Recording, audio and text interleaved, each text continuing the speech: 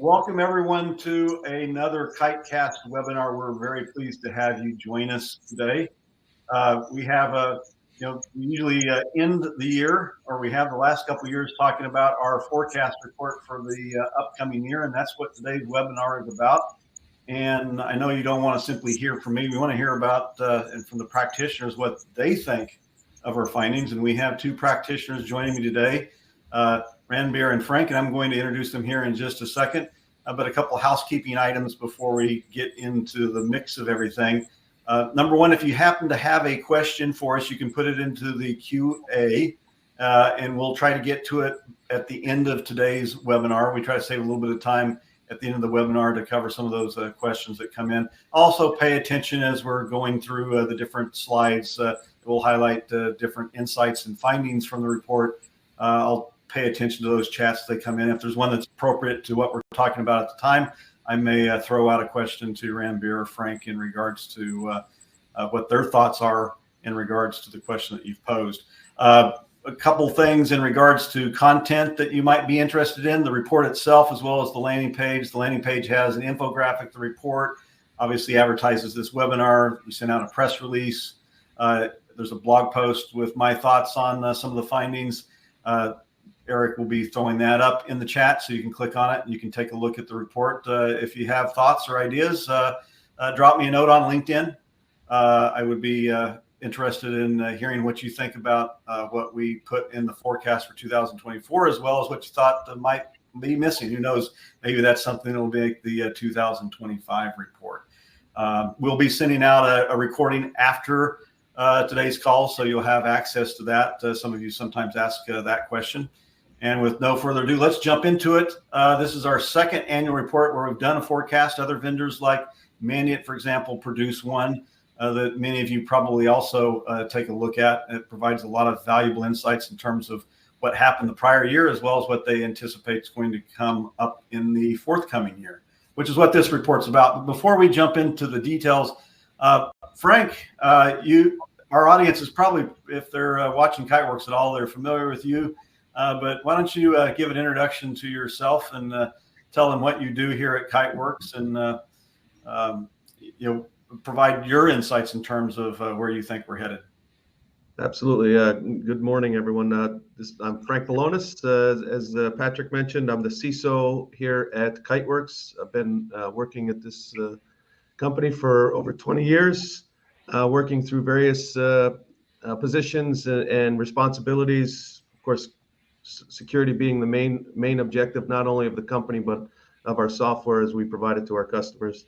I run the support organization and success organization. So everything I can do to deliver a good, secure product to our customers is all within my organization. It's good to be here today.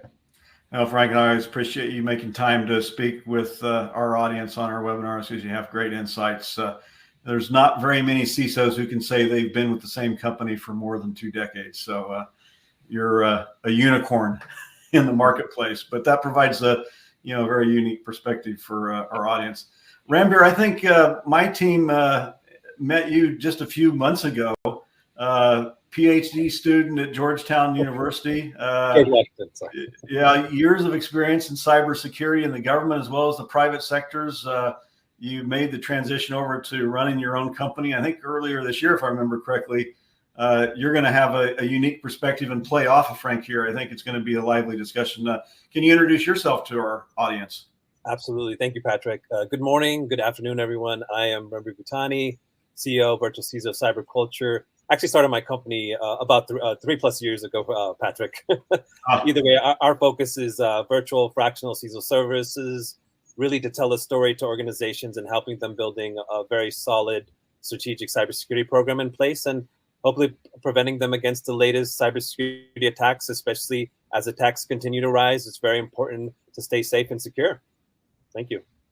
Well, thanks for joining us. I'm excited about today's webinar. Not so much, the content's exciting, but the commentary that we'll get from both of you is really what matters to our audience and to me.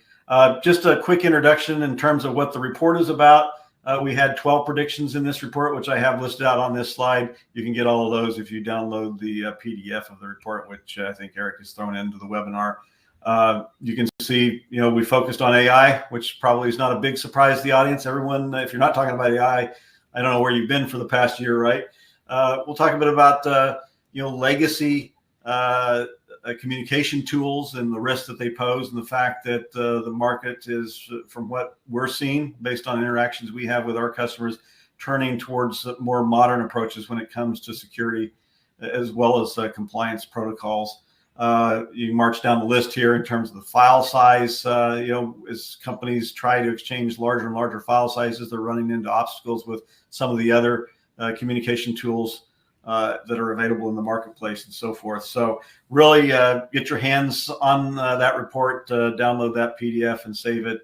I welcome your input, as I noted, and we'll jump right into it. So when it comes to 2023, I put together 3 recaps, basically being nostalgic and looking back on what happened in 2023. I think there's some lessons learned that we can take into account when we examine what actually transpired over the past year. And supply chain certainly comes to the top of the list. We saw between 2019 and 2022, based on a report from Sonatype, a 742% increase in attacks year over year on the supply chain itself. And this would be, the tools that you use, partners with vendors within the network, and so forth. And there was a report that came out yesterday from Risk Recon. It was done in concert with Cynthia, if some of you have seen it. That's very, very fascinating in terms of the nth degree risk that exists with your 4th party, your 5th party, your 6th party, your 7th party, and so forth. And Frank will talk a little bit about this. We would argue that having the right governance and controls and tracking and reporting in places is critical there. And then on the second side of the slide, I threw together a piece from IBM's Cost of the Data Breach report that was published back in June. I think it's their best report. They publish it every year, as our audience knows, and there's some really, really interesting insights in the report this year. So if you haven't read it, perchance you should pick it up, and then we'll have a couple data points from it in today's presentation that I think are relevant. But 12% of breaches involved the actual software supply chain this past year. That's huge, and I'll bet you money that we're going to see that go up this coming year. So let's dive into our expert discussion. Frank, let's start. I did a webinar with Yaron, our Chief Product Officer, and Charles Carmichael from Mandia. I guess it's been 2 or 3 months ago, on managed file transfer and what's happening there with all the breaches. But and we had an interesting discussion around the definition of supply chain. But how would you define it, for our audience? So it's supply chain attack is when the bad actors are working in any chain of products and services that are being that an organization is utilizing. So whether it's a direct example of MoveIt, using something like that as a software, or the libraries that MoveIt's using, or any vendor open source library, email services that are being used by any vendor that you work with. This is what's constitutes a supply chain attack, in which they're looking to find the weakest link in the primary target, such as MoveIt, right? Finding that target and working through the weakest link there. So there are weak links, to Frank's point, Ranveer. But you tap into the supply chain, you suddenly have access to data and systems for hundreds, maybe even thousands of companies, and data that perhaps can belong to millions of individuals' personal data, PHI data, and so forth. Can you talk a bit about how that's helping to drive the attention of cyber criminals, rogue nation states, as they focus more and more on the supply chain? Well, yeah, no, that's a great question, Patrick. And to Frank's point, right, as supply chain increases amongst organizations or companies, right? Let's say freelancers, for example, right? Sometimes they're located offshore. It doesn't matter, all over the world, right? And you're giving them access to your proprietary code, right? So now think about this, right? Let's say hypothetically that freelancer's machine got hacked, and they had all of a sudden compensated or stolen your code, your keys to the kingdom, right? Or using a GitHub, for example, and maybe accidentally putting your code out there and not using any type of secure methodologies and ensuring that that code doesn't get stolen or end up in the wrong hands. Now, the idea is like, how do we protect against that, right? Ideally, hire maybe your developers like internally and limit access, very lockdown, for example, right? And this is very important because this is things that we don't think about, because obviously the cost of hiring resources within the United States and Canada are very high today, right? Versus offshoring or freelancing, if that makes sense. Yeah. Well, when we look at, examples of software or just supply chain breaches in the past year, Frank, we go back a few years, SolarWinds was maybe, at one of the first ones that happened that gained all the notoriety, but then there's been a bunch in subsequent years, and the velocity, as we talked about, continues to go up. As we look back on this past year, what are a couple of the more notable supply chain breaches that occurred? Well, I think the most notable one in recent times is one I mentioned as I was defining, with the supply chain, and it is managed file transfer that's seen a bit of attacks lately. MoveIt being a prime example of that, and the in that particular link in the chain of data, because it's actually the moving of sensitive data, whether it's through mass transactions, very quick transactions, et cetera, the data going through, having that as the link in which your the bad actors are coming into your environment, that gives them direct access to all of the data as it's coming in and out of your environment. So this is that's the primary example that I can think of that I focus on with working with our teams and everything to make sure we're implementing the proper controls and guidelines, not only with offshore, as Rambert mentioned, from a training perspective, et cetera, that you just have to stay focused and you learn from what you see out there in the press. Yeah, you're very right. And there are certainly others that occurred this past year. We had the one with the Microsoft server, the email server that exposed a lot of records. That was in the news for a number of months. There's certainly more than just managed file transfer when it comes to supply chain that's impacting organizations. Well, email access is one of the most primary ways of getting that into that penetrating. Phishing still being the number one in my experience with accessing and customers or vendors' systems, supply chain, is through phishing and email. Yeah. Rambert, I think you agree with that assessment as well, based on what you see when you're training your clients and interacting with them, trying to get them to implement best practices. Absolutely. And bouncing off of Frank's point, you maybe would think employees are your weakest link, because all it takes is just one phishing email to look very legitimate. And let's say they're not educated in what to look out for, especially if their gut feeling doesn't feel right. Report it to your IT security department or tell your leadership, hey, this doesn't look right, before you download malware or ransomware, and then you got bigger problems, right? That's sort of where the whole tie back or alignment to supply chain change comes from, right? It's like, how do you protect, let's say, the data that from your clients, and let's say, especially if you're using third-party vendors, if that makes sense, right? Yep, that makes sense. Lots of things that you need to have checked off. It's just not the technology, it's the training, it's the culture. It's the processes that you put in place, which we'll talk a little bit about later on in today's webinar. We had our brainstorming session yesterday. A lot of interesting ideas arose. So on the next slide here, I have recap number 2. As we look back on 2023, I thought, this idea of playing off of supply chain, right?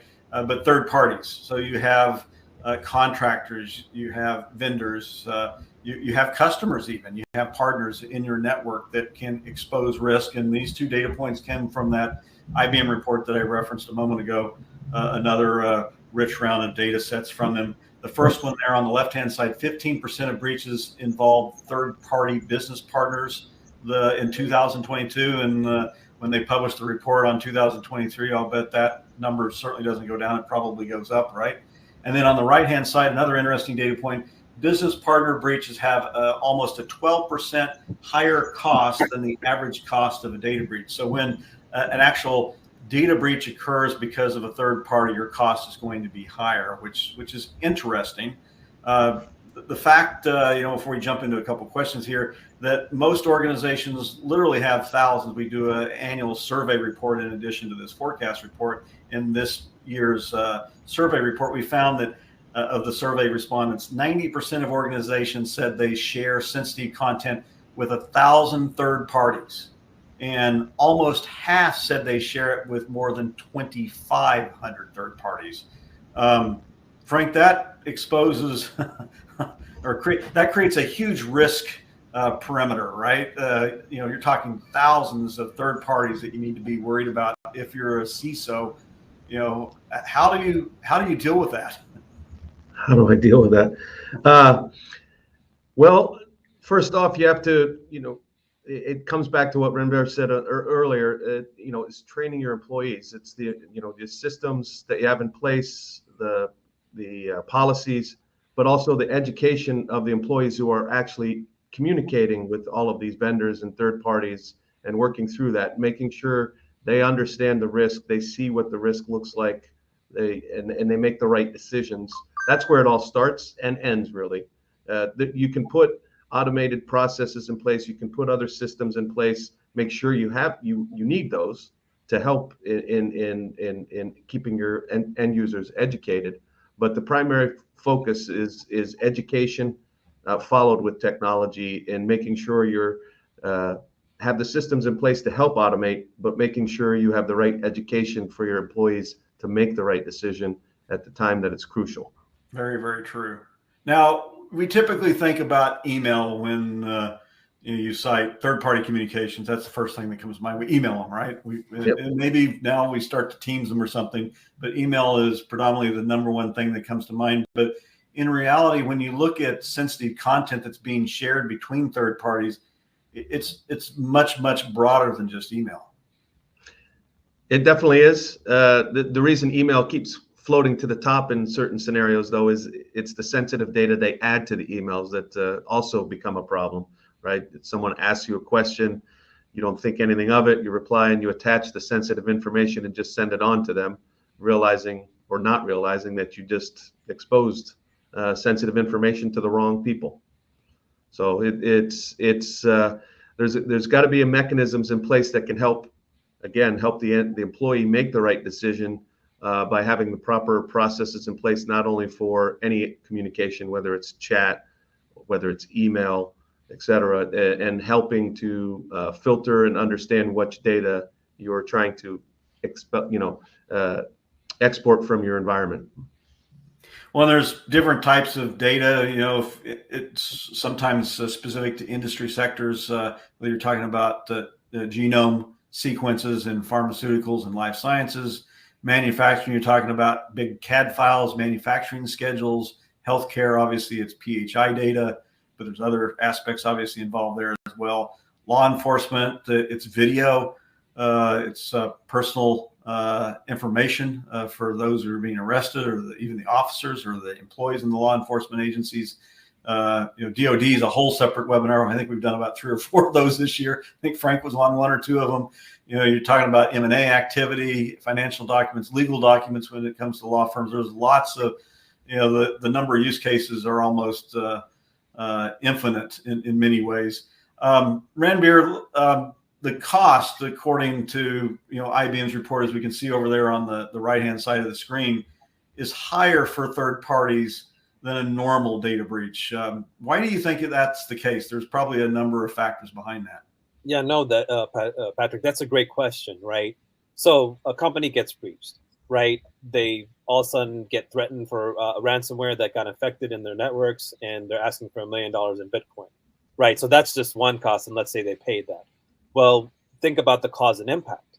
Well, what about attorney fees, legal fees, losing maybe 20-30% of your client? I mean, SolarWinds, 30% of 300,000 customers. It took a huge hit on them as a big corporation, right? Or even let alone small businesses, right? Let's say small businesses that are net less than 7 figures, right? So they get breached. They do third party business. They get breached. All of a sudden, it costs them a couple $100,000. Then basically they're out of business, right? And again, there's many cost factors that are associated with revenue loss, legal fees, your reputation, your name, your brand.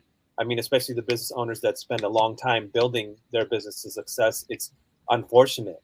So how do we protect them, right? Well, you got to be in the know, right? Especially if you're doing business, let's say with channel partners, third parties, supply chain, give them a company owned device. So now it's contained information of your environment. Yes, it may be additional costs, but would you rather get hit with the $1 million ransomware or have your devices protected in the know?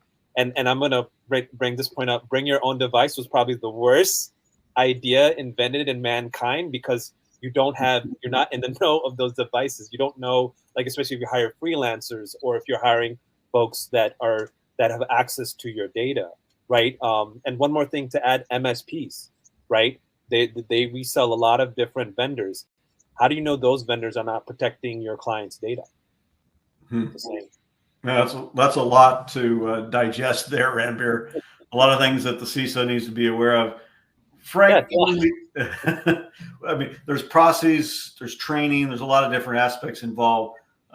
There's 5 or 6 ways that sensitive content typically is shared, sent, transferred with these third parties. As a CISO, what do you look for? Because I can't bring in a tool from a marketing standpoint unless your team reviews and vets it and does a security review of it. And the same thing with Ranbir's clients. They need to go to his virtual CISO and have it vetted and approved. What are some of the security standards you look for when you're vetting these tools, and specifically from the lens of these sensitive content communication tools like email or file sharing, MFT, and so forth? Yeah, no, that's a great question. Let's say file transfer protocol. It's a very unsecure methodology that's been around for 3-4 decades, and it's still used today, surprisingly, by many organizations. And obviously, your solution offers a very secure layer to protect your clients, which makes sense. So why not go with something that you have and you can sort of sleep better at night, right? So the idea is where your files are going to, where they're coming from, and are they secure, right? That's one aspect. And also, just to add, inventory list is very important, and maybe your access control lists. Like, I'm going a little technical, but that gives me the bigger picture of what do you own, so I'm in the know. And Frank can probably add to this, but that's very, very important key components of being in the role that we are, right? Yeah. Frank, you want to add to that? Absolutely. So when we're looking to bring new vendors online, whether it's a new marketing tool or a sales tool, whatever tool it might be that has anything to do with sharing our data outside of our environment, or even actually, we also vet products that we bring in. We obviously also vet products that we're bringing in. Do they phone home? Do they send any information? Understanding the product itself and what it's doing, and then how a organization actually is providing that service. Are they hosting it in their own data center? Is it in AWS? Is it staying within a locality or a region geographically within the world? Because dealing with some customers, you have to know where your data is, whether it's sovereign to your country, whether it's in Europe, wherever it might be. And then also running through making sure they have a good security policy and compliance program in place. Generally we look for the standards that you see out there, the SOC 2 reports, the ISO certifications to validate they have a solid information security management system in place, understanding how much they audit and review themselves, how much they spend time with third parties to ensure that their controls in place are not only in place but effective. And so running through those reports, understanding what's provided, the fact that we do all of these certifications and compliance programs ourselves, we understand the rigor that's put in place by those programs. So we start there and work our way towards the heart of the matter and how the data is there. Yeah, those are great suggestions. I think, Frank, you anticipated the next slide with some of your comments there around the fact that we live in an era of compliance, which is the third recap slide that I put together. on 2023. A couple data point here from our survey report that we published earlier this year. We found that basically 3/4 or almost 3/4 of all organizations said that they have room for improvement when it comes to the compliance as associated with their sensitive content communications. That is, when it comes to compliance risk, they still have areas that they need to address. There's areas of risk that exist within their organization, which is substantial when you think about it. That's the majority of organizations today. And then in the middle, this is a recent report that just came out actually last month. I found this interesting because we did ask this same question in our survey report, and we didn't get quite the same finding.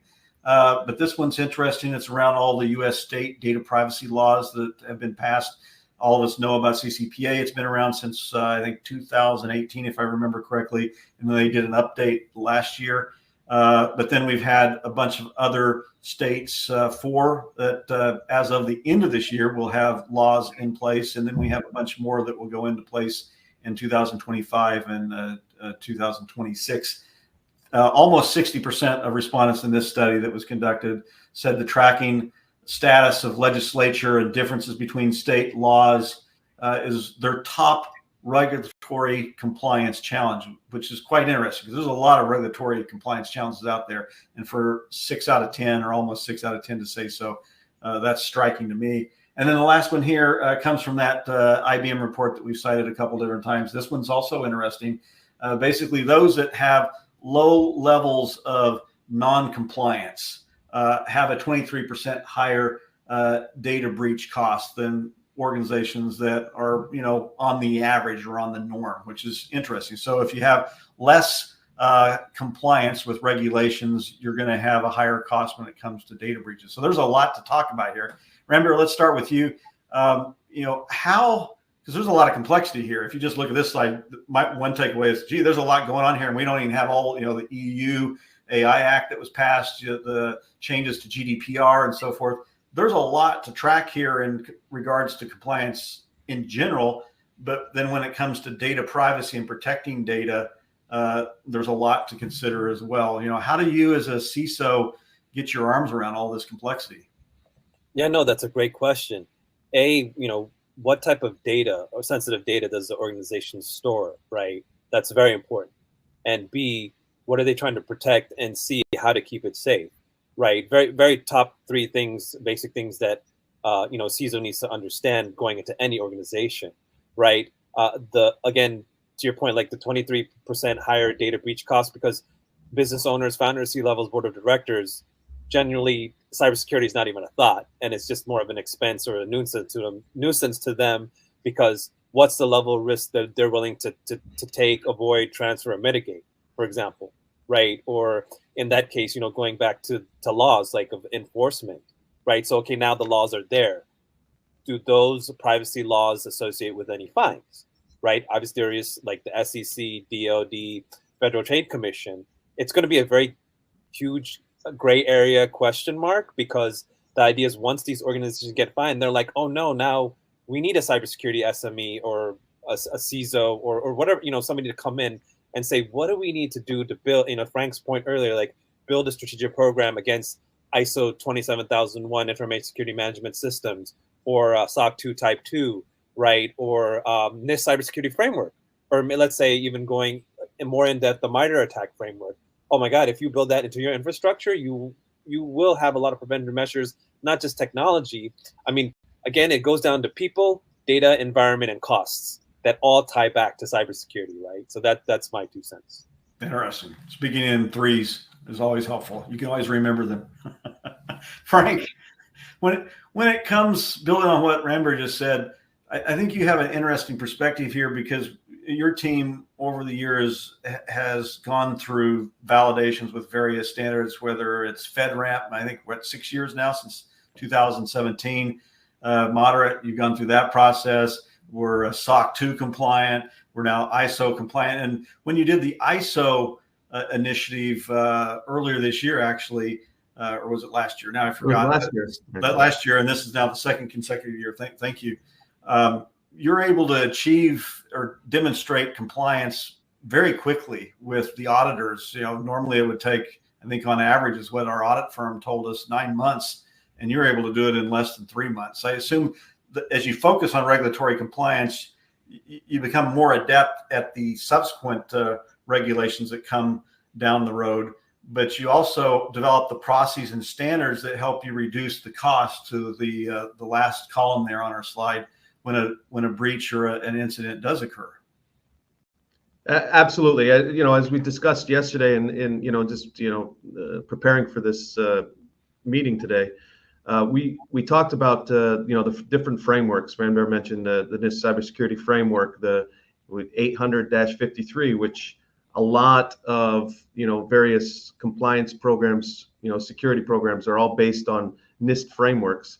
So what makes it a strong program, what allows you to adapt new frameworks, new protocols, is that you're implementing it in such a way that you actually understand what that control is doing, and building this framework strong enough that you can easily map it to additional programs as you have to for various regulatory. The fact that our product is meant for sharing sensitive data. We have a wide range of regulated industries that use our product. Therefore, we have to, follow FedRAMP, NIST cybersecurity framework, HIPAA, GDPR, FTC, all of these various financial organizations. So implementing it once, understanding how it maps to the others as we go through ISO, SOC 2, as long as you actually implement a strong control and understand what that control is actually doing instead of just saying that you're implementing it, it easily adapts for the other areas and frameworks because they're all built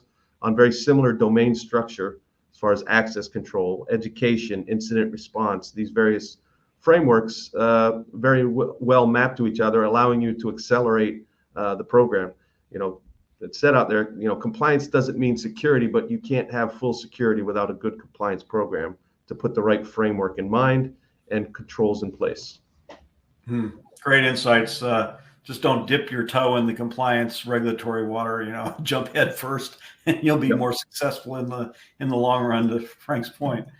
All right, we're going to jump into the predictions. Obviously, the recap obviously are things that are going to probably continue in 2024. But as we look at 2024, AI and the security and even compliance implications, we believe, are going to be huge. Others in the marketplace feel likewise. I think it's Forrester sent out a report and said, or they predict in their predictions, that there'll be 3 major AI data breaches in 2024. Well, I hope that's not the case. I hope they're wrong, but we'll have to see how that plays out over the coming year. And there's certainly cause for concern on their part, as we're about to discuss. I'll just throw out a few data points and we'll jump into the conversation with Ranbir and Frank. There's a lot of interesting research that's floating around out there. In fact, there's a webinar that Tim Freestone, our Chief Marketing and Strategy Officer, delivered about a month and a half ago, which you can find on the Kiteworks website. And Eric might even be able to throw a link into that webinar where he talked about AI. So if you want more detail on AI, check out that webinar, because he did a deep dive into the risks that are associated with employees, third parties, contractors, partners, loading sensitive data into the GenAI tools that should never, ever be there. So look at the data points here at the top of the screen. 15% of workers, this is a recent study, you have the citations there at the bottom of the slide, regularly post company data into GenAIs and LLMs. And if I remember correctly, the regularly is interpreted as 6 times a day or more, which is pretty often when you think about it. And of those 25%, they said 25% of the time they're loading sensitive content that should not be in the GenAI tools. That is, they're exposing not only privacy issues, but potentially incurring compliance violations in doing so. That's huge when you think about it. And then at the bottom slide, you have over half of workers use GenAI without approval of their employer. So, Frank and Ranbir and others of the world, according to this study, half their workers are using GenAI and they don't even know about it right now. And then only 20% of organizations have instituted processes to mitigate personal information being used in the GenAI LLM tools. That, when it goes into a public tool and it's private, personal information, that's a violation of one or more data privacy regulations in many instances. So this is a whole webinar conversation, so we'll have to limit the discussion a bit. But Ranbir, do you agree with that Forrester report? Do you think we're going to see 3 major data breaches in 2024 as a result of some of the areas of risk that we have there on the slide? I really hope not. And how do we know how breaches have not already happened? Just because they haven't been reported, right? Data is based on facts and information that can be perceived to one perception, right? But it's interesting that we're talking about this because the fear of AI replacing jobs and just automation, even now you're getting phone calls, like it's not a human, and you can tell it's clearly a AI generated voice, right? So how do you protect your organization from sensitive data being popped into open AI, for example, Chat GPT, right? Obviously block it, right? Easy peasy, right? But I'd say from an ethical standpoint, I use OpenAI, but I use it as guidance and then put it into my own, spiel to it, right? I mean, you even hear stories of OpenAI doing your performance reviews now. But the fun, those are the fun facts. But the reality of it, especially hackers, they're using the same tools, but for their own gain, for malicious attempts, for unethical practices, organized cybercrime, nation states. You get it, right? So it's going to be kind of scary if you think about it. I mean, God forbid those. Sorry, excuse my friend. If those attacks happen, right, then we have bigger problems. So how do we protect it? That's going to be the bigger question, right? And it's just be interesting where AI is going and being used not for good, but for the other side, right? I completely agree, Frank. One, what can go wrong when sensitive content is ingested into these public AI tools? And then 2, Kiteworks actually sees this as an issue, and we're working to come up with a solution that will enable organizations to, govern and protect that sensitive content that is being loaded into these AI tools that will allow you to actually prevent it from happening, so that only the information that should be loaded into them is. And then we're actually working on one where you can create a private container, if you may, that will protect your information, allow you to still use those tools, but in a secure manner. Yes, absolutely. So, I mean, what's the worst result if it does happen? Well, that all, of course, depends on the type of sensitive information that's been leaked, right? Is it credit card information? Is it health information? The sensitivity of source IP for a software company, maybe with AI and the wrong people get in the wrong hands, we'll find a flaw and an entry. That right there is an entry into a vulnerability of a piece of software. Financial documentation, understanding where an organization actually is standing financially, that could ruin an organization as well. Things like this can happen. Legal documents, all of the sensitive information you have here on the slide, they just, on that type of information stems a different problem to deal with. Having an understanding of legal documents getting out, understanding issues that are arising between organizations, between individuals that are now exposed, and all you have to do is ask the right question to Chat GPT and get that information.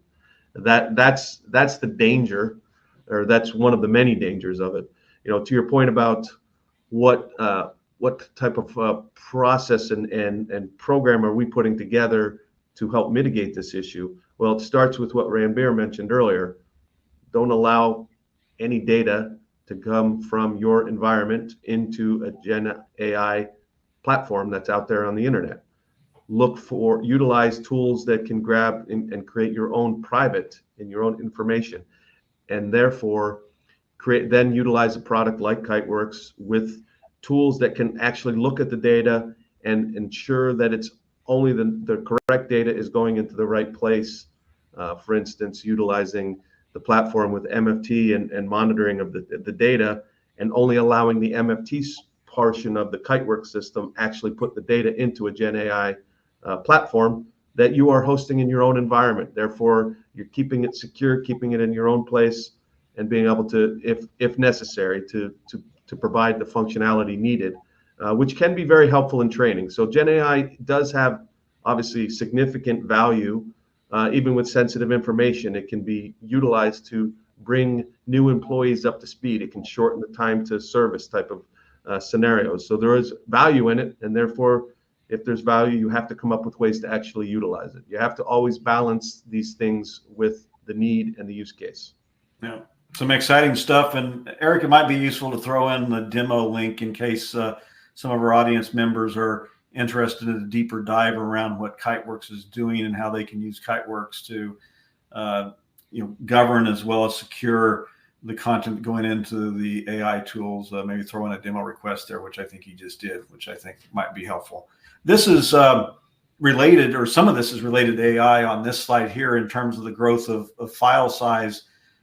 Frank talks to hundreds and hundreds of other CISOs in the marketplace, and well, Ranbir probably does as well as part of his business in regards to what kinds of content are they sharing, what obstacles are they running up against. And one of the things that we hear that comes up with certain types of industries in particular is that file size is a problem. Microsoft and Google and others, they have file size limitations in terms of what can be shared, put aside the security concerns and so forth for the time being, and they can't share it because the files are too large, and then they do workarounds, which creates problems and risk in and of themselves. So, here, many MFT email file sharing tools have limits on file size, number one. Two, growth in use cases for large file sharing and transfer, like genome sequencing and biotech, CAD and manufacturing, video evidence and law enforcement.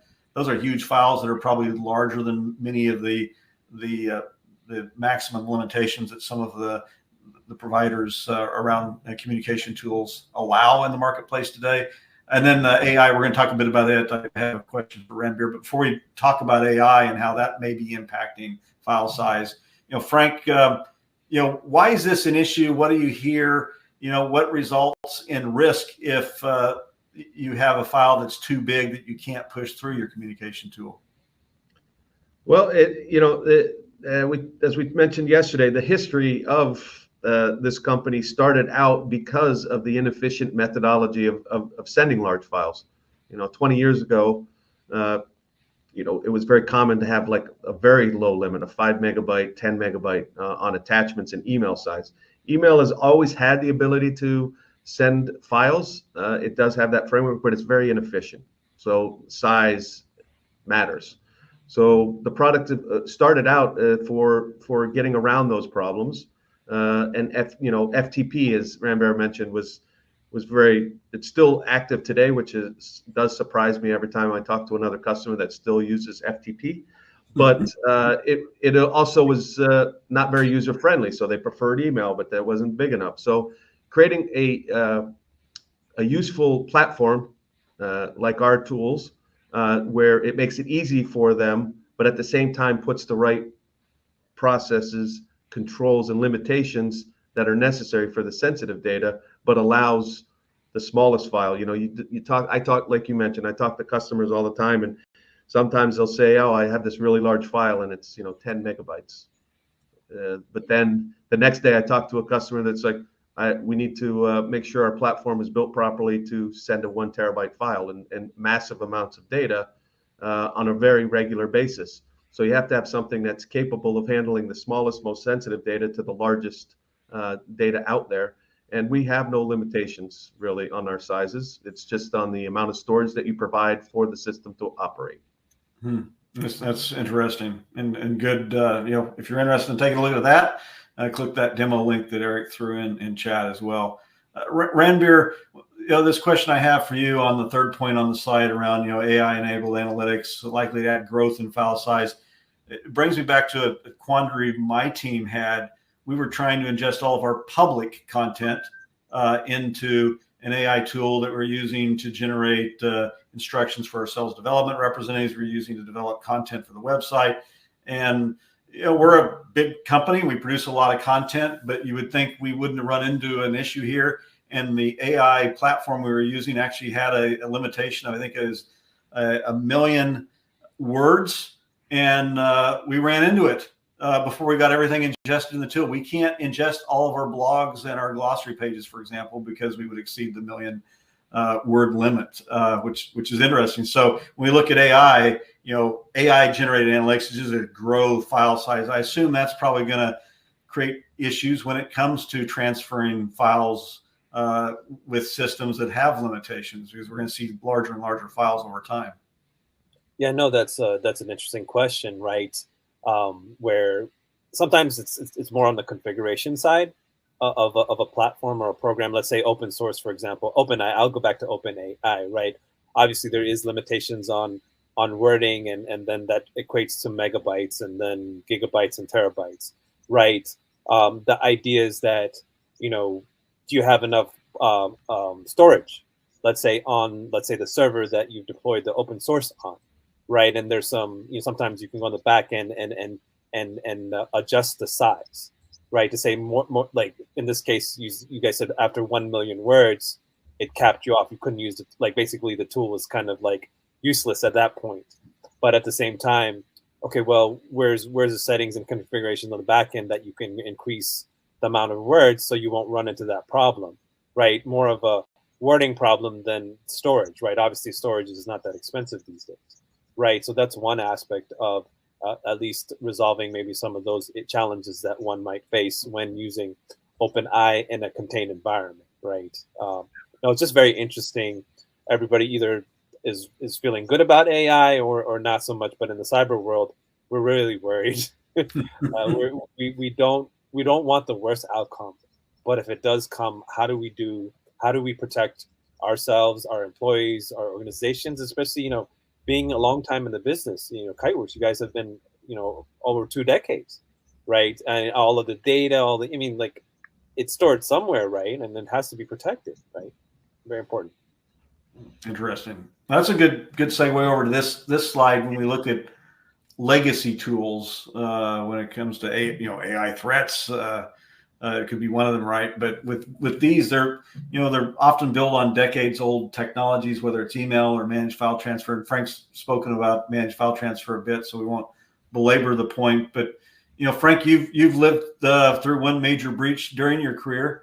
It was related to managed file transfer and associated with the CLOP gang. The webinar that we did with Charles Mandia and Yaron, we actually spoke about it. So check that webinar out, which Eric threw up, I think, already in the chat. It is a very interesting conversation. But when it comes to MFT in particular, you can talk about email as well. What are some of the advanced security capabilities that you need to make sure are in these tools that you're using? Because if not, then they're going to be much more prone to the more sophisticated cyber attacks that are taking place. CLOP, for example, which hit both Go Anywhere as well as Move It. They've been around for some time, and they are a very sophisticated organization. They go to work 8 to 5 every day, just like a regular business. And these guys know what they're doing and have been very successful at attacking the supply chain, and in particular MFT. One of the reasons, or one of the things that you have to, of course, ensure is the data itself is secured in such a way, whether it's encryption, offloaded off of the main interface of any product that you're using, but making sure you have a properly encrypted and hardened system that's running on it, ensuring that it's always up to date, no issues in any of the libraries, the software itself, keeping a good program in place to monitor the development of the software platform that you're using, ensuring that you're keeping it up to date and secure. But encryption comes down to ensuring that you need a way to easily manage the keys. As you mentioned here with email security, there's generally quite a few years ago, the only people that secured their email were technically capable people that knew how to get those digital signatures and certificates and import them. Now there's platforms and products, our own product with the email protection gateway that automatically For new employees, existing employees will digitally sign and encrypt the message as it goes through the platform, so that the user themselves don't have to worry about it. The platform takes care of it for them, and that you don't have to worry about getting improper emails and reading the wrong emails, because if you have the right hygiene and security in place, you're covering and you're helping. Again, back to the point of training the employee is paramount, but making sure they have the right tools that are useful, that they'll actually pay attention to ensure that they're still doing things securely and confident that they're not leaking information. Yeah, good suggestions there. Ranbir, on the email front, I know you've done some research, probably a couple papers for your PhD already, I suspect, around phishing and business email compromise and ransomware. It probably, as Frank noted earlier in the webinar, or you did, or maybe both of you did, email continues to be at the very top of the list, and phishing in particular. Are we ever going to get our arms around this issue? Are there ways, and maybe Frank can comment on this after you're done speaking, are there ways to mitigate the risk when it comes to phishing and business email compromise?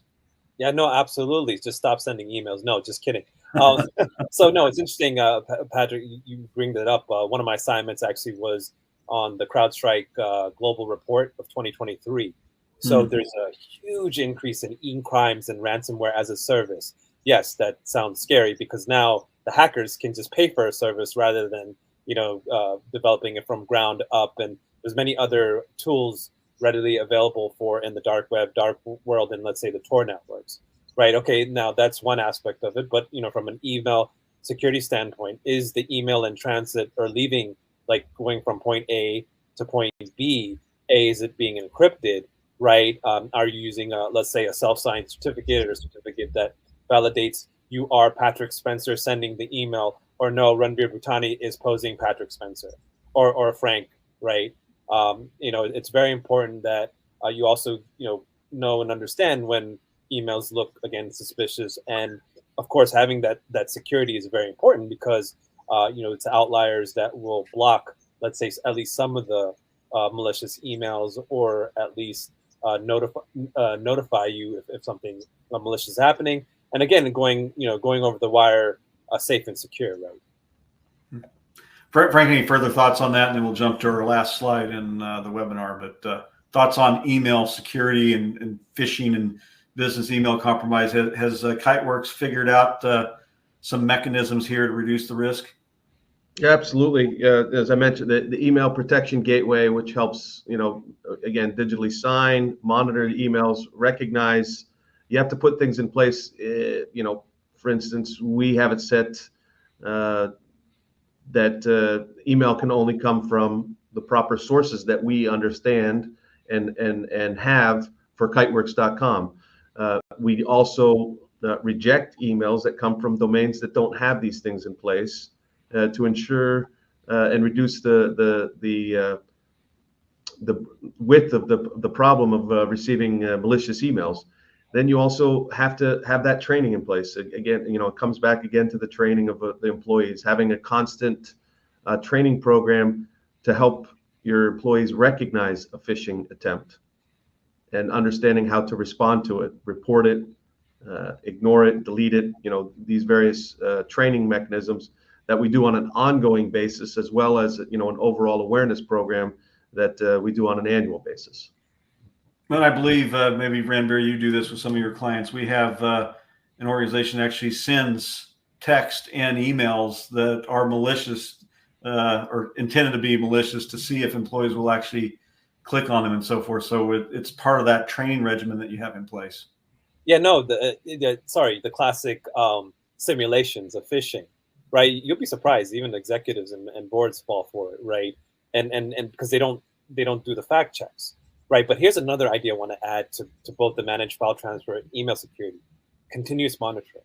Put monitors in place, whether you outsource a SOC, monitor all that data through a security information event management tool. There's so many out there, but as long as you have those services in place, you can monitor emails, especially if they have correlations or threat intel that's tied to it, to say, hey, company, organization ABC, you just got a malicious email, or even if, let's say, the user clicked on a phishing link and reached out to a command and control, but they had the tools that in place to block it, like an IDS, intrusion detection system, intrusion prevention system.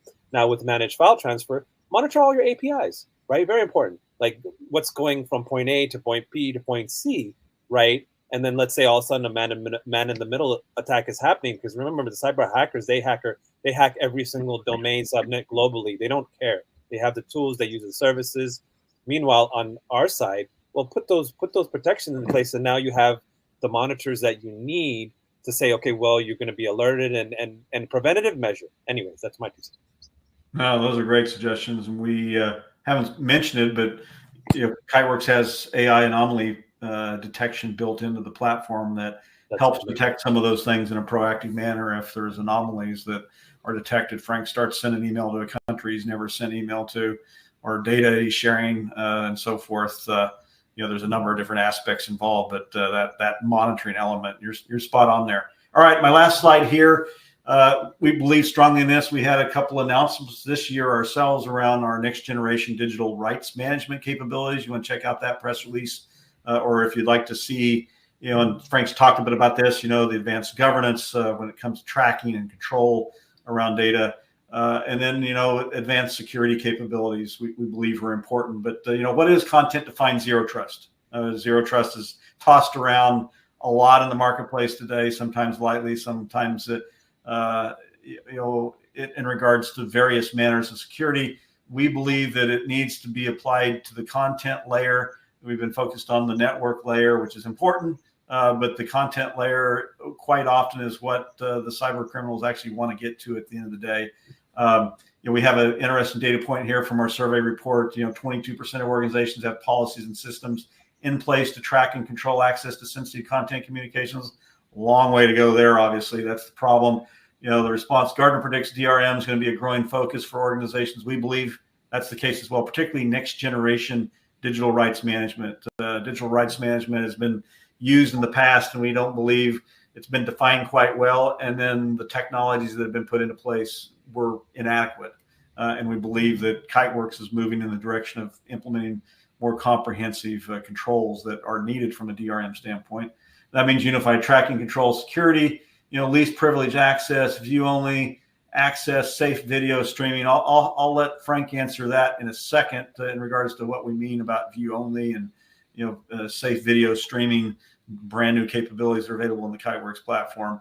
But Ranbir, why do you think we have such a problem here, as described there at the top of the slide, based on the response in our survey report? When you talk to your clients, why are they lacking in these governance controls and the ability to report?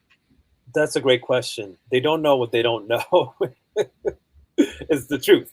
But the idea is that, well, if it's not being enforced and regulated and fines associated, so why care about it? Or maybe budgetary relation, but it's a lot bigger than that, right?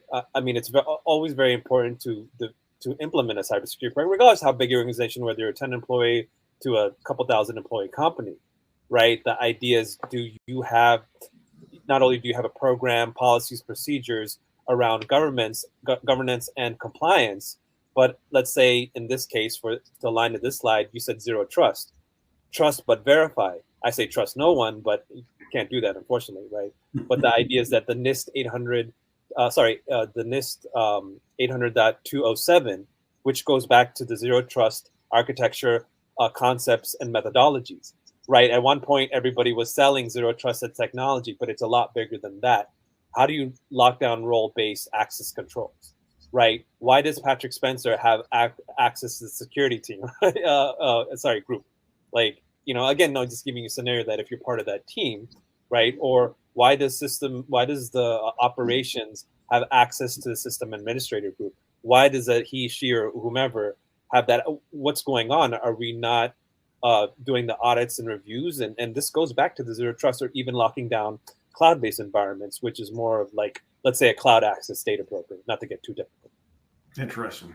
Well, Frank, one last question. We're almost out of time here, but our audience, I'm sure, is interested in what we mean by least privilege access, watermarks for low risk, view only DRM for moderate risk, safe video streaming, for editing. That's how we're defining next generation digital rights management. Can you give an overview for our audience? And then if they're interested, they can schedule a demo for a deeper dive. Absolutely. So, we're implementing some new DRM technology, but also building it within the NIST cybersecurity framework that we were talking about earlier. So you can set policies and put trust, zero trust, but in place where various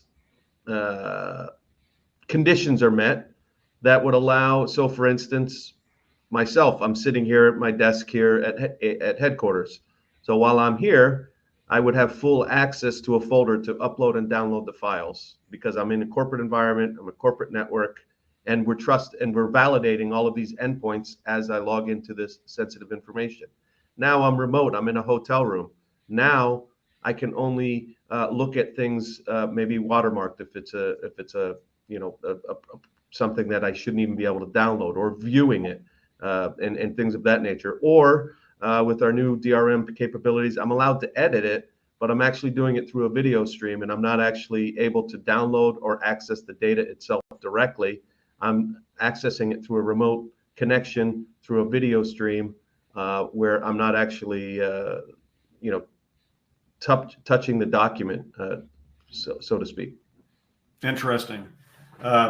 Well, if you're interested, I am. Schedule a demo, check it out, because it is really cool, interesting technology that is true next generation DRM capabilities. Well, we're out of time. We could talk for another hour, obviously, on this subject. I encourage you to take a look at our forecast report. I welcome your input. Ranbir and Frank, as always. Frank, I appreciate your time. Ranbir, we're going to have you on another webinar. Great insights from you today. I appreciate that. Thank you, Patrick, Frank. Thank you. And to our audience, we appreciate your time. If you're interested in finding out more about Kiteworks, check out our website. Look forward to having you on our next webinar.